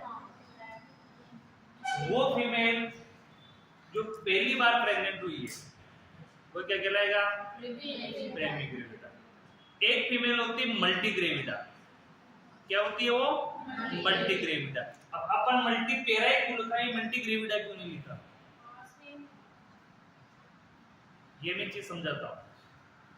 मल्टी ग्रेविडा अपन तब बोलते हैं जब पहले डिलीवरी नहीं हुई हो, यानी फीमेल प्रेग्नेंट तो हुई है लेकिन अबॉर्शन हो गया हो, बच्चा गिर गया हो, किसी कारण प्रेग्नेंट नहीं हुई हो, उसने सेफ बच्चे को डिलीवरी नहीं हुई हो, तो उस कंडीशन में उस फीमेल को अपन क्या बोल सकते हैं? Multi gravida. यानी प्रेग्नेंट तो एक से अधिक बार हो चुकी है लेकिन बच्चे को एक बार भी जन्म नहीं दिया, और बच्चे को एक बार भी उसने जन्म दे दिया ना तो क्या हो जाएगी? पेरा हो जाएगी, ग्रेविडा नहीं रहेगी, क्या हो जाएगी? पेरा में हो जाएगी।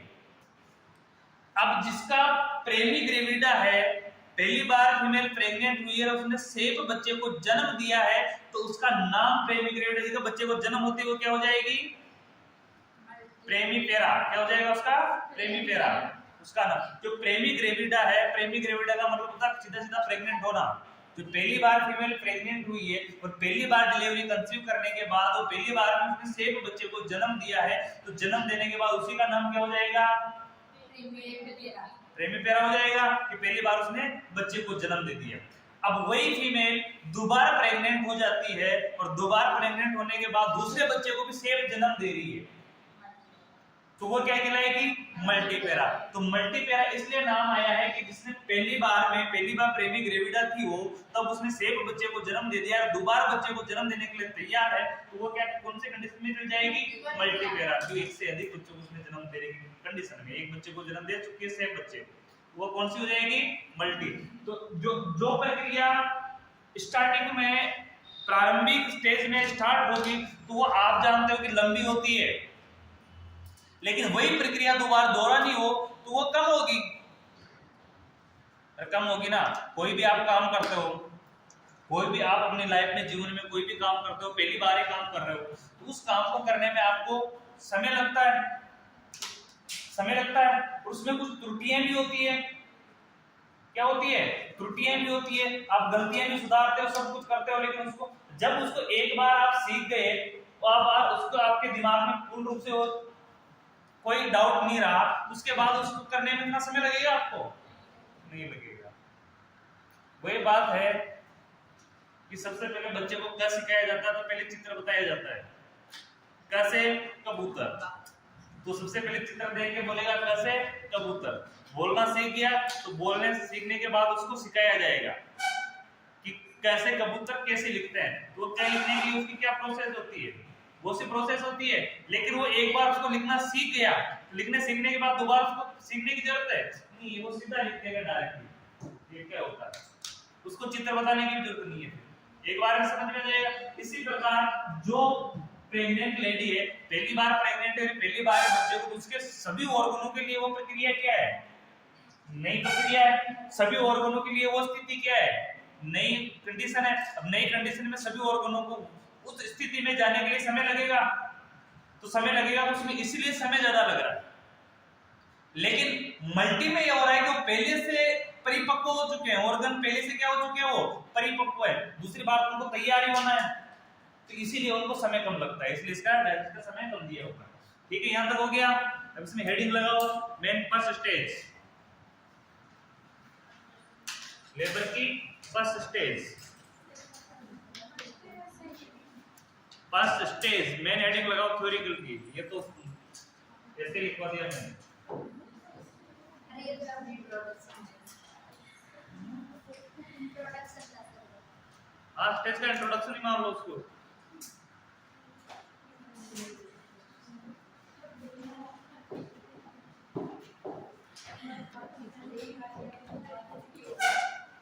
लेबर की फर्स्ट स्टेज ऑफ लेबर,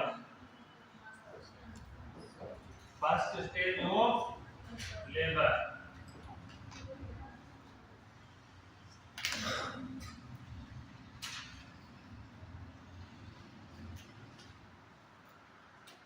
इसमें लिखना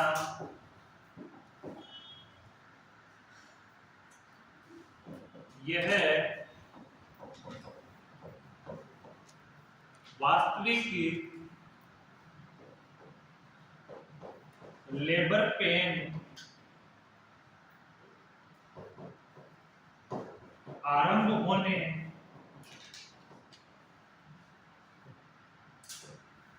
के साथ आरंभ होती है।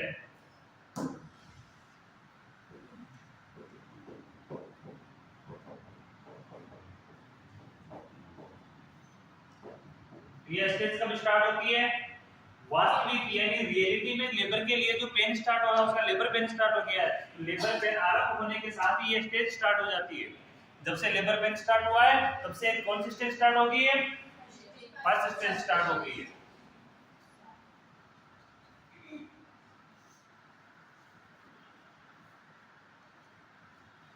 एवं सर्विक्स के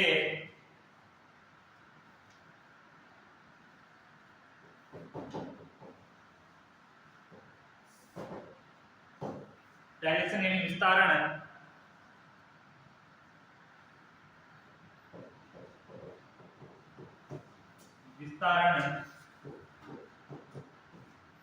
पर समाप्त हो जाती है।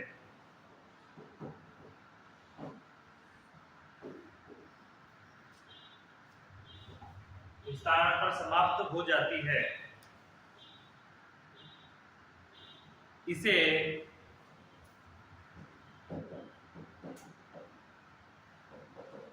सर्वाइकल स्टेज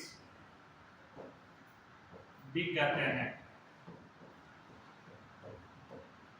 कौन सी स्टेज कहेंगे? सर्वाइकल स्टेज भी कहेंगे, कहते हैं।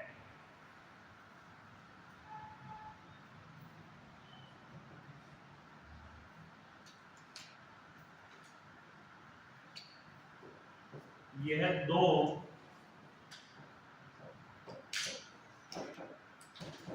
अवस्थाओं में विभाजित होती है। कितनी अवस्थाओं में विभाजित होती है? दो अवस्थाओं में विभाजित होती है। दोनों अवस्थाओं में मैंने लिखवा दी आपकी। पहली कौन सी है? Latent phase. कौन सा फेज है? फर्स्ट लिखो।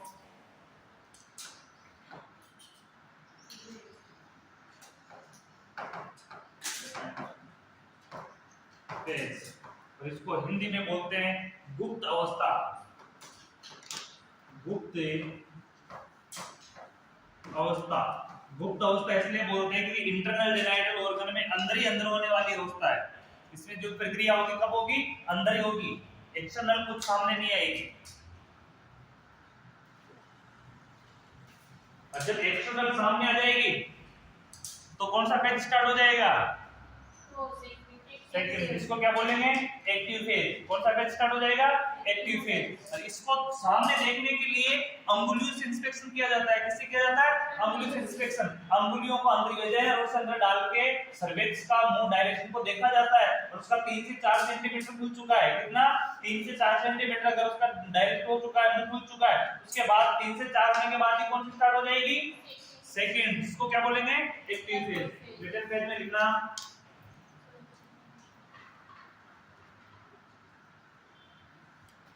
ये है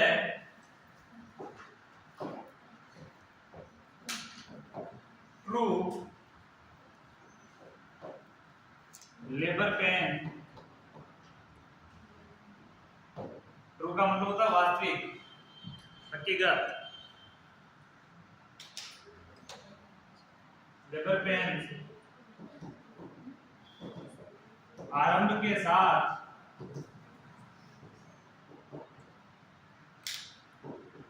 आरंभ होती है।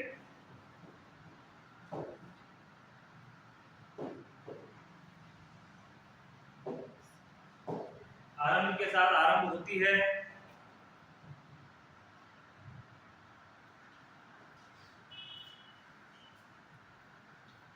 एवं सर्विक्स 3 से 4 सेंटीमीटर डायरेक्शन तक मानी जाती है।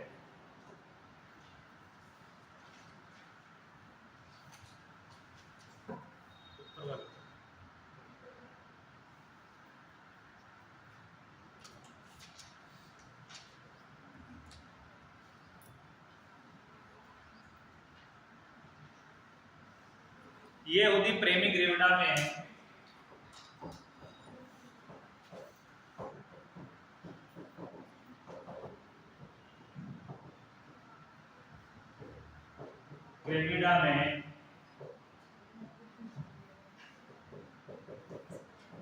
लगभग कितनी होती है?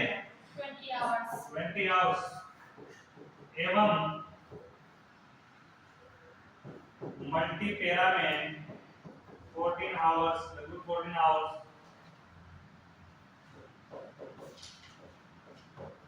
होती है।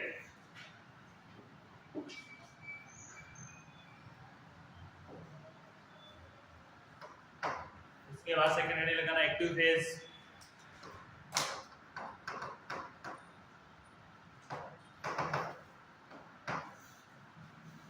सक्रिय अवस्था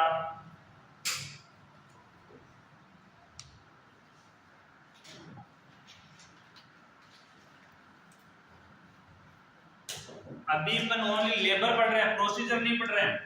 क्या पढ़ रहे हैं? लेबर। और जब लेबर का प्रोसीजर पढ़ोगे ना तो तीनों लेबर के 3 प्रोसीजर है, फर्स्ट स्टेज का, सेकंड का, थर्ड का, फोर्थ का। इसमें 3 मेन है और इसमें सेकंड मेन है। प्रोसीजर पढ़ोगे तो प्रोसीजर में एक स्टेज में 5 स्टेज करने वाले हैं। तो प्रोसीजर में तो लेबर की पूरी प्रक्रिया होनी है। पहले क्या करना है, कौन सा इंजेक्शन लगाना है, कौन सी कंडीशन में क्या चीज लगानी है, कैसे कैनल को काटना है, कैसे कैनल को चेक करना है, बच्चे का सिर बाहर आया है, शोल्डर आया है तो कैसे डिलीवरी करवानी है, पहले क्या बाहर आया, तो वो एक प्रोसीजर होगा। अभी तो अपन नॉर्मल इंट्रोडक्शन पढ़ रहे हैं लेबर का। प्रोसीजर तो हाथ से करेंगे तो सारा वर्णन करेंगे कि उसमें क्या क्या कर रहे हैं, तो वो प्रोसीजर होगा। तो अभी ओनली अपन उसकी इंट्रोडक्शन ले, प्रोसीजर नहीं पढ़ रहे लेबर का। ठीक है, इसमें लिखना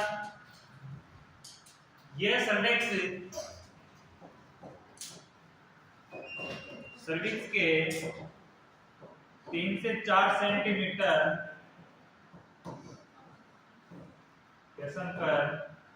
डायलेशन पर प्रारंभ होता है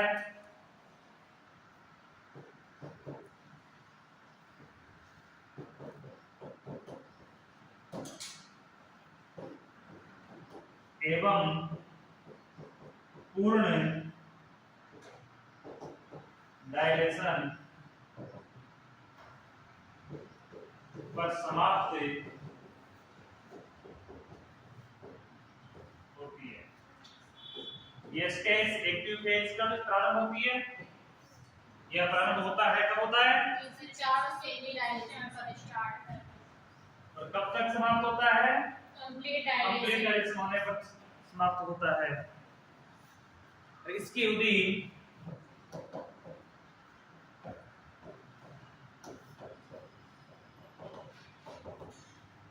प्रेमी ग्रेविडा में 5 आवर्स कितनी होती है?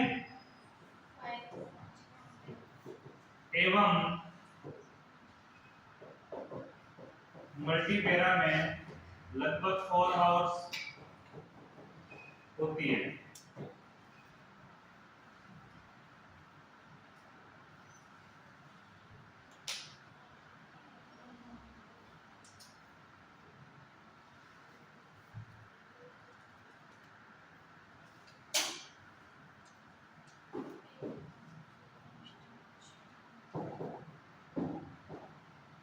नोट लगा के लिखना।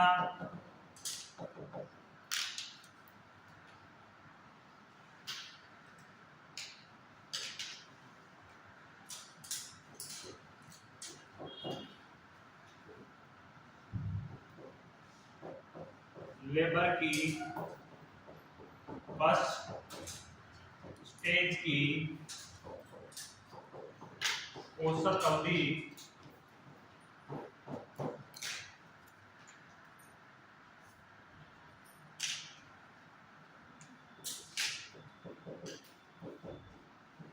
प्रेमीपेरा में 12 आवर्स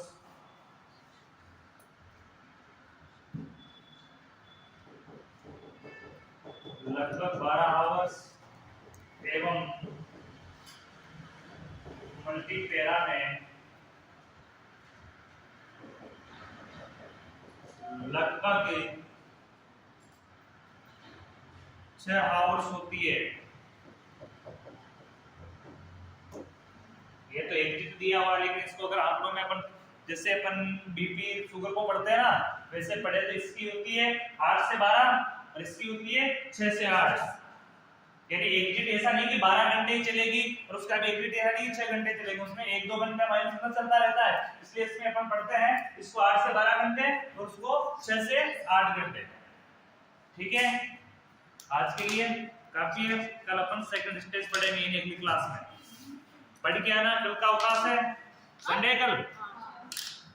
फिर अवकाश का नाम सुनते कैसे चौंक गए।